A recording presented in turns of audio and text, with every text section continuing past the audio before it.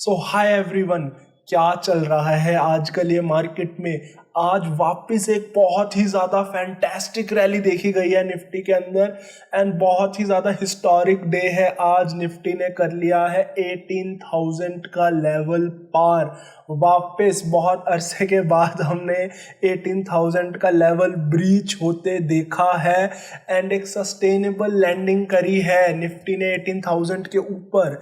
ये लेवल और भी ज़्यादा इम्पॉर्टेंट हो जाता है अगर आप इस बात को सोचिए कि ये एक लॉन्ग वीकेंड है। सैटरडे, संडे और मंडे को मार्केट्स ओपन नहीं रहेंगी, तब भी जो मार्केट के पार्टिसिपेंट्स हैं उन्होंने इस बात का ट्रस्ट दिखाया है कि निफ्टी को 18,000 के ऊपर ही होना चाहिए।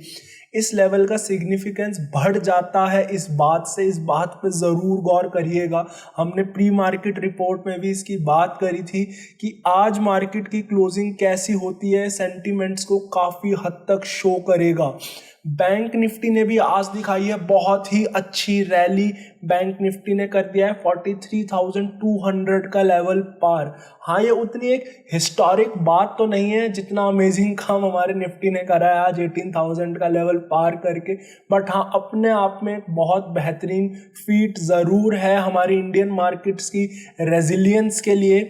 आज पूरे ही दिन हमारे ग्लोबल क्लूज हमारे साथ थे, अगर हम यूरोप को छोड़ दें, बिकॉज फुटसी ने आज थोड़ा सा डाउनफॉल दिखाया है, बट ओवरऑल अगर हम देखें तो आज सारी मार्केट्स में एक पॉजिटिविटी थी क्योंकि यूएस के अंदर बहुत ज़्यादा पॉजिटिविटी रही थी दिन में। SGX निफ्टी तो प्रिडिक्ट कर रहा था कि 18,000 के अबव ओपनिंग होगी। 18,000 के अबव ओपनिंग तो नहीं हो पाई, बट ऑलमोस्ट क्लोज टू 18,000 के ओपनिंग हुई और उसके बाद एक शार्प डाउनफॉल देखा गया उसके इमिडिएटली बाद। ऐसा अक्सर होता है कि जब हमारा बहुत ज़्यादा गैप अप ओपनिंग होती है तो बहुत से हमारे ट्रेडिंग सोसाइटी में बहुत से ट्रेडर्स होते हैं जो गैप को क्लोज करने की स्ट्रेटजीज यूज़ करते हैं। बेसिकली कि ज़्यादा गैप अप है तो वो इस बात पे बेट करते हैं कि मार्केट एक बार अपना गैप क्लोज करेगी एंड मार्केट को शॉर्ट करते हैं। तो ये अब एक सेल्फ रिकरिंग फिनोमिना हो चुका है, ऐसा फिनोमिना जो खुद से खुद को ही साबित कर देता है। लोग शॉर्ट करना स्टार्ट करते हैं एंड उसके साथ वो जो भी स्क्रिप्ट होती है, चाहे वो निफ्टी हो, वो गिरना स्टार्ट हो जाता है एंड अपना गैप खुद ही क्लोज कर देता है। तो जर्नली जब भी एक गैप अप रहता है उसके बहुत अक्सर देखा जाता है कि अगर बहुत ज़्यादा कोई स्ट्रॉन्ग रीज़न नहीं है एंड उसके बाद अगर एक गैप अप आया है तो देखा जाता है कि वो गैप जर्नली क्लोज होता है एंड आज भी कुछ ऐसा ही हुआ। वो गैप क्लोज हुआ, चाहे वो बैंक निफ्टी में हो चाहे वो निफ्टी में हो, एंड उसके बाद देखी गई एक बहुत ही अच्छी रैली, एक स्टेडी रैली, एक स्टेबल रैली देखी गई मार्केट्स के अंदर। धीरे धीरे मार्केट्स आज ऊपर बढ़ा एंड एग्जैक्टली 3 बजे आज हुआ धमाका एंड 3 बजे एकदम से एक बहुत शार्प रैली देखी गई निफ्टी के अंदर एंड बूम, निफ्टी ने बहुत अच्छे पॉइंट्स गेन करे एंड 18,000 के ऊपर अपनी क्लोजिंग दे दी। बैंक निफ्टी में भी सेम ही देखा गया, हालांकि आज डायनेमिक थोड़ी सी चेंज हुई है एंड आज बैंक निफ्टी ने निफ्टी को आउट परफॉर्म नहीं करा है। पिछले बहुत से सेशन से बैंक निफ्टी अक्सर निफ्टी को आउट परफॉर्म कर रहा था, उससे बेटर रिटर्न्स दे रहा था, बट आज निफ्टी ने बेटर रिटर्न्स दिए हैं। अगर आज आपने स्टॉक मार्केट का चार्ट देखा होता, बेसिकली इंडिसेस का, तो आज आपको दिखता कि सब कुछ ग्रीन है, सब कुछ, बस एक चीज़ को छोड़ के, जो है इंडिया विक्स। इंडिया विक्स के लिए भी आज एक बहुत हिस्टोरिक डे रहा बिकॉज इंडिया विक्स ने ब्रीच कर दिया है 11 का लेवल। जी हाँ, 11 का लेवल। 11 अपने आप में एक बहुत छोटा नंबर है वॉलेटिलिटी के लिए एंड जब उसका लेवल भी ब्रीच हो जाए तो मुझे नहीं समझ आता कि जो इंडिसेस में अब ऑप्शन सेलिंग पोजीशन ले रहे हैं वो फ्यूचर में ऑप्शन सेलिंग पोजीशन कैसे ले पाएंगे, मैं सेलिंग पोजीशंस कैसे ले पाऊंगा। तो मैंने इसमें कुछ डिफरेंट स्ट्रेटजीज अपनाई हैं, वो मैं आपको वीडियो के एंड में बताऊंगा कि क्या स्ट्रेटजीज है जो मैंने आज ही इम्प्लीमेंट करी है, बेसिकली फर्दर इम्प्लीमेंट करी है अपने पोर्टफोलियो में। तो अगर हम थोड़ा आगे बढ़ें और देखें कि आज निफ्टी में मेन कंट्रीब्यूटर्स कौन रहे, तो निफ्टी की रैली के पीछे कुछ बहुत मेजर कंट्रीब्यूशन रहा हमारे रिलायंस का। रिलायंस ने आज एक बहुत अच्छी रैली दिखाई है।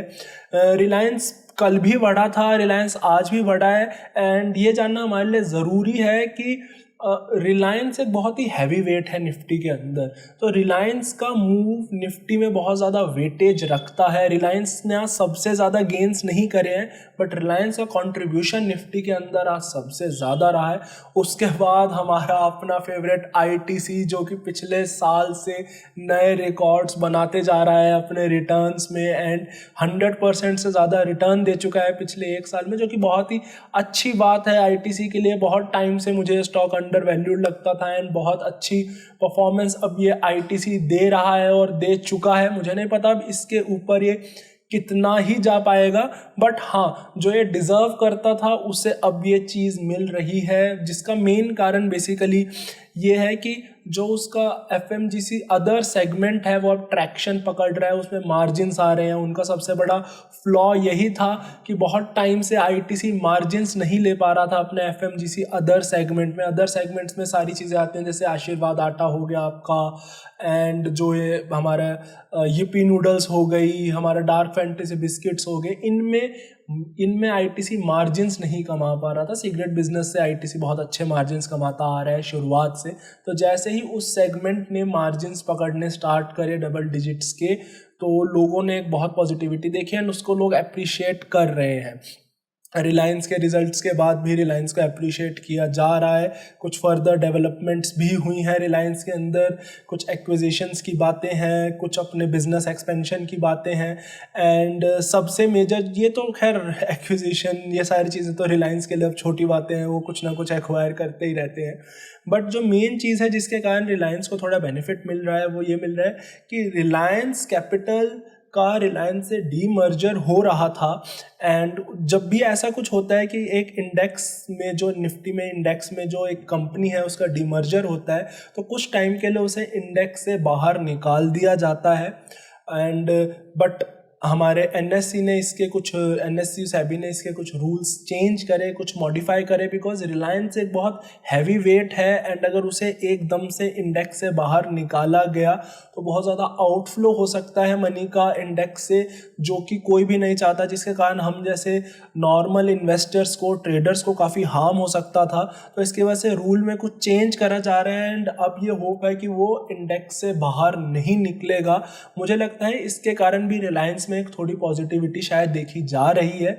मेन कारण अर्निंग्स भी हो सकती है। अब अगर बिल्कुल ही स्पेसिफिक कारण जानना है तो वो तो पर्टिकुलर इन्वेस्टर से पूछना पड़ेगा, भाई तुमने शेयर क्यों खरीदा। बट हाँ, होप सो मैक्सिमम चांसेस हैं कि इन्हीं के कारण रिलायंस में रैली आजकल देखी जा रही है। तो आज जिसने ड्रैग करा सबसे ज़्यादा वो रहा हमारा एक्सिस बैंक। इस पर मैं थोड़ी सी डिस्कशन करना चाहूँगा, बिकॉज इस पर मेरे कुछ व्यू पॉइंट्स हैं जो मैं चाहता हूँ आपके साथ शेयर करना। सो एक्सिस बैंक के रिजल्ट्स खराब रहे, बट उसका कारण जानना बहुत ज़रूरी है। एक्सिस बैंक के रिजल्ट्स खराब इसलिए रहे क्योंकि एक्सिस बैंक ने एक एक्विजिशन करा है सिटी ग्रुप के कंज्यूमर सेगमेंट का, तो जिसके कारण आज उसकी हम प्रॉफिट लॉस स्टेटमेंट में देख पा रहे हैं कि उसका लॉस हुआ है 5,500 करोड़ से ज़्यादा का, जो कि एक बार को सुनने में विश्वास नहीं होता, क्योंकि पिछले साल सेम क्वार्टर में उसने 4,500 करोड़ से ज़्यादा का प्रॉफिट करा था और अब 5,500 से करोड़ का नुकसान। बट हमें इसमें ये जानना ज़रूरी है कि उसमें से 12,500 करोड़ इन्होंने माइनस करे हैं एक्सेप्शनल आइटम में, मतलब उन सिटी ग्रुप के जो उन लोगों ने कंज्यूमर सेगमेंट लिया है उसके एक्विजिशन में जो कॉस्ट लगी है वो माइनस हो गया। तो इतना बड़ा एक्विजिशन करने के कारण उनके इस क्वार्टर में प्रॉफिट्स लो हुए हैं। अदर देन दैट, जब मैंने उनका रिजल्ट एनालाइज करा तो मेरे को उनका रिजल्ट एक्चुअली काफ़ी अच्छा लगा। अच्छा इन द सेंस जो एक्सपेक्टेशन थी उसे काफ़ी हद तक मीट करता हुआ दिखा मुझे उनका रिजल्ट, जो कि एक अच्छी बात है। मुझे लगता है मार्केट थोड़ा सा ओवर रिएक्ट कर गई आज, बिकॉज सी जब भी एक लॉस फिगर दिखती है, अगर हम जैसा कोई रिटेल इन्वेस्टर है या फिर किसी रिटेल इन्वेस्टर जब एकदम से लॉस देखता है इतने कंटिन्यूस प्रॉफिट्स के बाद किसी क्वार्टर में, एंड उसे फुल स्टोरी नहीं पता होती, वो सारी कहानी नहीं पढ़ता कि ये लॉस क्यों हुआ है, तो एकदम से बहुत बार पैनिक करके भी सेल कर देता है। मुझे लगता है आज की सेलिंग काफ़ी हद तक उसके लिए ही थी एंड उससे ही एग्रीवेटेड थी, बिकॉज उसका रिजल्ट कुछ इतना ख़राब नहीं आया था कि आज जब सारी की सारी मार्केट्स इतना रैली कर रही हैं, इतना बढ़ चढ़ के अपना ज़ोर शोर से अपने बेसिकली अपना रमथम दिखा रही है, उस टाइम पे एक्सिस बैंक जैसा स्टॉक आज 2.5% गिरे। मुझे नहीं लगता ये होना चाहिए था, बट हाँ ऑफ कोर्स ये हुआ है। बट जब भी कुछ ऐसी मिस प्राइसिंग होती है, हम जैसे ट्रेडर्स जुट जाते हैं उसका फ़ायदा उठाने के लिए। मैंने भी यही करा है। ऑप्शंस में तो मुझे कोई बहुत अच्छी ट्रेड, बहुत अच्छी स्ट्रेटजी इसमें नहीं मिल पाई ड्यू टू वेरियस रिस्क्स वगैरह, जो कि मेरे को समझ नहीं आ रहे थे, बेसिकली सेंस नहीं बना रहे थे। बट मैंने इक्विटीज़ में मार्जिन में ज़रूर पोजीशन ली है। एक शॉर्ट टर्म पोजीशन के ओरिएंट में मैंने ली है, मैं बहुत ज़्यादा लॉन्ग टर्म में तो अभी तो मेरा व्यू पॉइंट नहीं है इसे होल्ड करने का। बट हाँ, शॉर्ट टर्म में मैंने इसके अंदर पोजीशन ज़रूर ली है। मैं काफ़ी इंटरेस्टेड हो गया था इस स्टोरी में एकदम से, तो फिर मैंने उसमें पोजीशंस ले ली है। May be hope so Monday के बाद में मैं इसमें और बिल्डअप्स करूं, एंड कैसी रहती है सिचुएशन वो तो मंडे को पता चलेगा, बेसिकली ट्यूसडे को पता चलेगा कैसी सिचुएशन रहती है एंड कैसे रहेंगे ट्रेड्स। आने वाले टाइमों में इसमें और बिल्डअप भी कर सकता हूं। जो सेकंड चीज़ आज मैंने करी, जो मैं कह रहा था लो वॉलेटिलिटी में, वो मैंने आज पुट कैलेंडर स्प्रेड में अपनी पोजीशंस फर्दर इंक्रीज करी हैं। सबसे पहले तो मिड ऑफ द डे में मैंने 17,900 का 25 मई को जो हमारा ऑप्शन एक्सपायर हो रहा है उसका मैंने लॉट सेल करा था, एंड 18,000 का दिसंबर सीरीज़ का मैंने लॉट बाय करा था पुट ऑप्शन का। Then again at the end of the day मैंने अपनी पोजीशन थोड़ी सी रिवाइज करी एंड एक और लॉट सेल करा था मैंने। 18,000 का ही पुट ऑप्शन मैंने सेल करा था मई सीरीज़ में, और 18,000 का ही पुट ऑप्शन मैंने बाय करा था दिसंबर सीरीज़ में। तो इस तरीके से मैं अपनी पोजीशंस बढ़ा रहा हूँ, एंड होप सो मैं और पोजीशंस भी इसमें बढ़ा सकता हूँ, एडजस्ट कर सकता हूँ डिपेंडिंग ऑन, बिकॉज इस टाइम पे मुझे वॉलेटिलिटी बहुत लो लग रही है और मुझे थोड़ा सा कंसोलिडेशन का हिंट लग रहा है कि अब कुछ दिन कंसोलिडेशन हो सकता है, या एक शार्प डाउनफॉल थोड़ा सा हमें देखने को मिल सकता है। मे बी 1% का डाउनफॉल या 1.5% का डाउनफॉल हमें शॉर्ट टर्म में मे बी एक शार्प डाउनफॉल देखने को मिले, एंड देन हम वापस अपनी रैली आगे कंटिन्यू करें। हालांकि अगर ये ऊपर भी जाता है एंड वॉलेटिलिटी साथ साथ इंक्रीज होती है, तब भी ये पोजीशंस काफ़ी हद तक मैनेजेबल रह सकती हैं, उसमें भी कुछ ज़्यादा नुकसान नहीं है। हम फर्दर पोजीशंस को मैनेज में कर पाऊंगा। हाल लगता तो एटलीस्ट मुझे अभी तो मार्केट सिचुएशन के हिसाब से यही है। बाकी मार्केट भगवान है, price is everything, so markets ही बताएंगे सारी पोजीशंस कैसी रहती हैं। जो तीसरी चीज़ आज मैंने करी, वो मैंने आज अपनी इन्फोसिस में होल्डिंग्स बढ़ाई हैं।